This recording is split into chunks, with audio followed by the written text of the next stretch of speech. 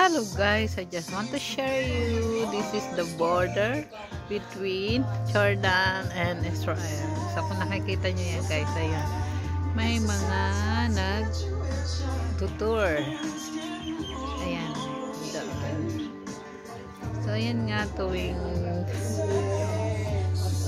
Wednesday, so ginagala kami ng anak ng alaga ko. So ayan sila. So naglilital-yal na kami.